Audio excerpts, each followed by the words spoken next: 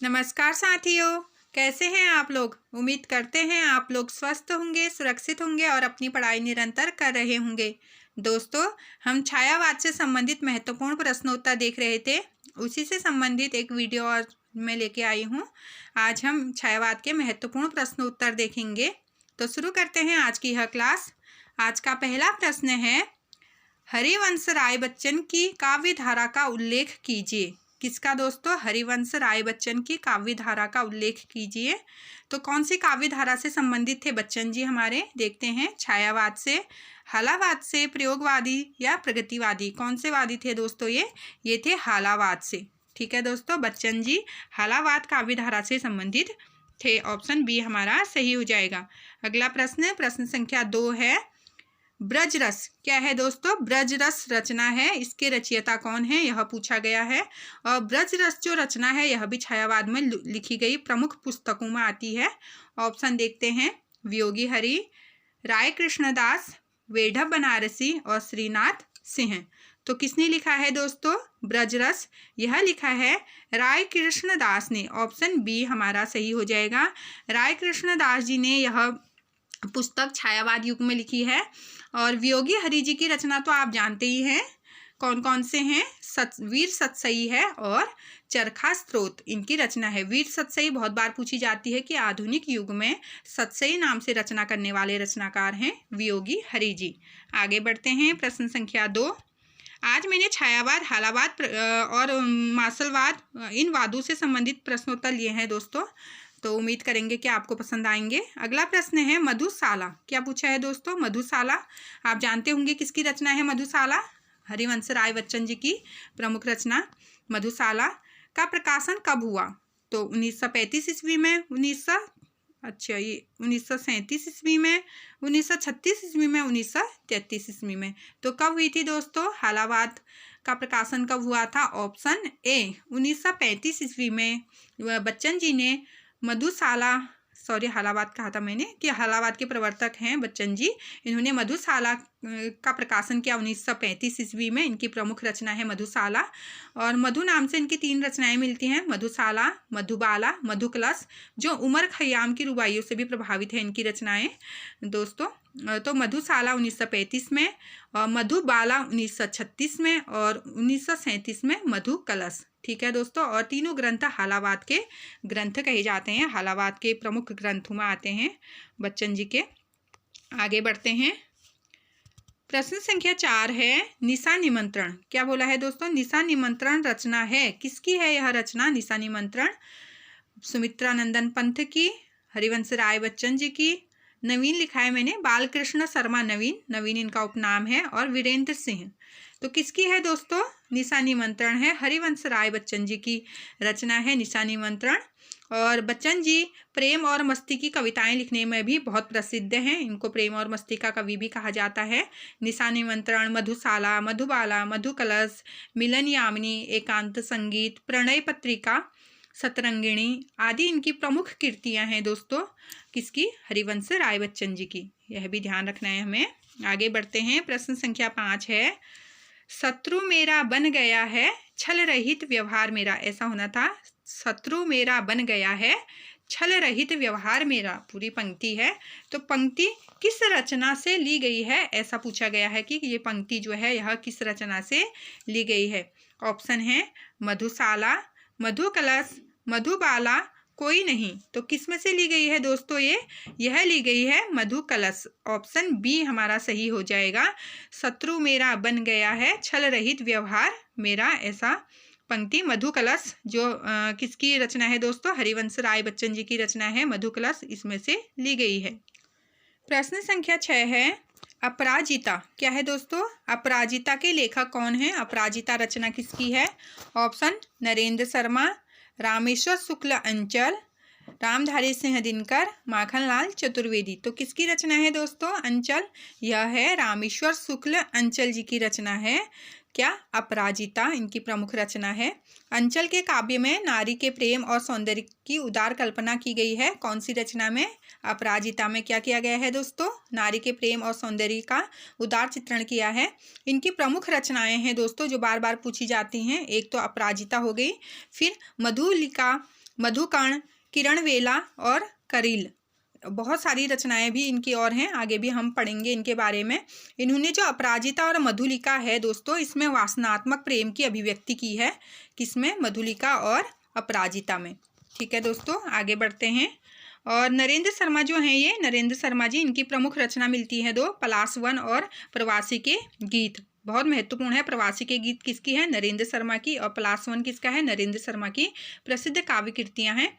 दिनकर जी को तो आप बहुत अच्छे से जानते हैं, रेणुका, हुंकार, रसवंती, सामधेनी, है ना, बापू, धुआं और कुआं, धूप और धुआं, कुरुक्षेत्र, रश्मि रथी इनकी प्रसिद्ध रचना, ये रामधारी सिंह दिनकर की रचनाएं। और माखनलाल चतुर्वेदी के बारे में हम काफ़ी बातें कर चुके हैं, हिमतरंगिणी, हिमकीर्तनी आदि इन्होंने रचनाएं लिखी हैं। आगे बढ़ते हैं, प्रश्न संख्या 7। हलावाद के प्रवर्तक हैं, आ गया ना प्रश्न, और मैं बता भी चुकी हूँ, आंसर आपको पता होगा। हलावाद के प्रवर्तक हरिवंश राय बच्चन जी। ठीक है दोस्तों, हलावाद के प्रवर्तक कहे जाते हैं। हलावाद 1933 ईस्वी में इसका समय माना जाता है, हलावाद का 1933 ईस्वी में, कम दोस्तों 1933। और हमने देखा था कि इन्होंने 1935, 1936, 1937 में मधुशाला, मधुबाला, मधुकलश नाम से रचनाएं रची हैं। किसने, हरिवंश राय बच्चन जी ने। ठीक है दोस्तों, हलावाद के प्रवर्तक कहे जाते हैं। अगला प्रश्न देखते हैं, प्रश्न संख्या 9 है मासलवाद। ठीक है दोस्तों, मैंने कहा ना, हलावाद, मासलवाद, छायावाद सभी से संबंधित ये प्रश्नोत्तर हैं। ठीक है दोस्तों, तो मासलवाद के प्रवर्तक पूछे गए हैं, तो कौन है, रामेश्वर शुक्ल अंचल, हरिवंश राय बच्चन जी, सुमितानंदन पंत और जयशंकर प्रसाद। तो आप तो जानते ही हैं, छायावाद के प्रवर्तक जयशंकर प्रसाद जी हैं। पंत जी को भी नंद दुलारे वाजपेयी ने छायावाद का ही प्रवर्तक माना है। बच्चन जी हलावाद के प्रवर्तक हैं, तो रामेश्वर शुक्ल अंचल जी जो हैं वो मासलवाद के प्रवर्तक हैं। रामेश्वर शुक्ल अंचल जी ये छायावाद युग के उत्तरार्ध कवि माने जाते हैं। कौन, अंचल जी, बच्चन जी। ठीक है दोस्तों, ये क्या माने जाते हैं, जो छायावाद है उसके उत्तरार्ध कवि माने जाते हैं। और जो हरिवंश राय बच्चन जी हैं उनको हलावाद का प्रवर्तक मैं बता चुकी हूँ। और पंत जी हमारे प्रकृति के सुकुमार कवि कहे जाते हैं। और जयशंकर प्रसाद जी प्रेम और सौंदर्य के कवि भी कहे जाते हैं। आगे बढ़ते हैं, प्रश्न संख्या 9 है नवीन जी। कौन नवीन जी दोस्तों, अभी हम बात कर चुके हैं, बाल कृष्ण शर्मा नवीन। ठीक है दोस्तों, मैं शॉर्ट में लिखने की कोशिश की है। तो नवीन जी की प्रथम रचना कौन सी है। ठीक है, सर्वप्रथम प्रकाशित इनकी काव्य रचना कौन सी है, क्वासी, रश्मि रेखा, उर्वशी, कुमकुम। कौन सी है दोस्तों, इनकी प्रथम प्रकाशित रचना है, कविता संग्रह है, वह है कुमकुम। कौन सी है दोस्तों, कुमकुम, ऑप्शन डी। इसकी रचना इन्होंने 1939 में 1939 ईस्वी में की थी। किसने, बालकृष्ण शर्मा नवीन जी ने। इनकी और रचनाएं हैं उर्मिला, आपलक, रश्मि रेखा और क्वासी। ठीक है दोस्तों, रश्मि रथी दिनकर की है और रश्मि रेखा बालकृष्ण शर्मा नवीन की है, यह भी हमें ध्यान देना है। आगे बढ़ते हैं, प्रश्न संख्या 10 है हिमकीर्तनी। है ना दोस्तों, क्या है रचना, हिमकीर्तनी रचना किसकी है। मैं आप लोगों को बहुत बार बता चुकी हूँ कि माखनलाल चतुर्वेदी की रचना है हिमकीर्तनी। और हिम तरंगिणी भी इनकी रचना है, ये कीर्तनी लिखा है उसमें तरंगिणी लिखा होगा। और हिम तरंगिणी को प्रथम साहित्य अकादमी पुरस्कार 1955 ईस्वी में मिला था, यह भी हमें ध्यान देना है। और माखनलाल चतुर्वेदी को एक भारतीय आत्मा भी कहा जाता है, इनका उपनाम है एक भारतीय आत्मा, माखनलाल चतुर्वेदी जी का। कल हमने पढ़ा था कि पुष्प की अभिलाषा इनकी प्रमुख कविता है, कल हम पढ़ चुके हैं। अगला प्रश्न है, प्रश्न संख्या 11 है मौर्य विजय। क्या है दोस्तों, मौर्य विजय रचना है, बहुत प्रसिद्ध रचना है मौर्य विजय।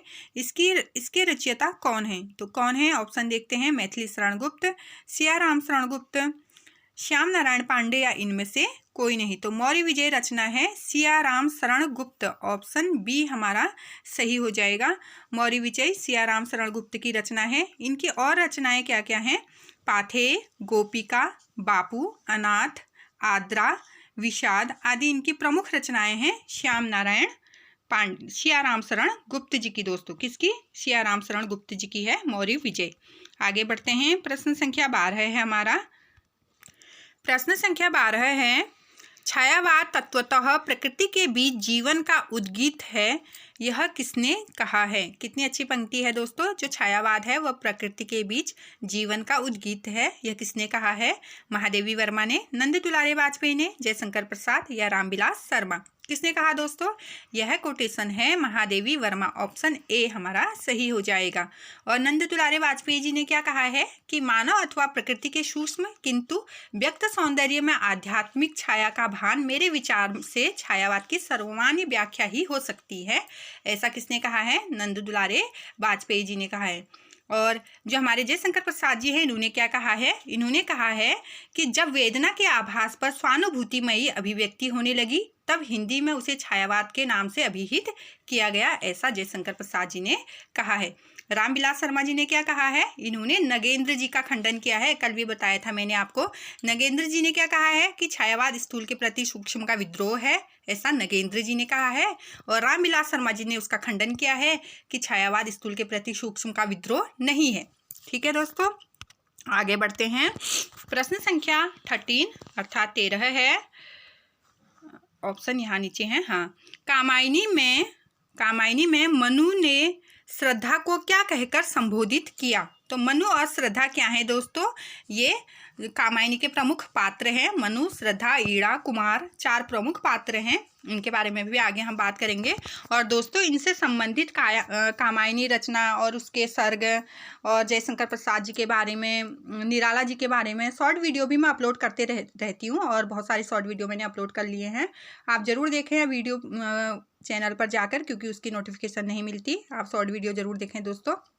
तो मनु जो है इसके प्रमुख पात्र, उन्होंने श्रद्धा को क्या कहा। श्रद्धा उनकी पत्नी थी। तो क्या कहा उन्होंने। श्रद्धा को क्या कहकर संबोधित किया।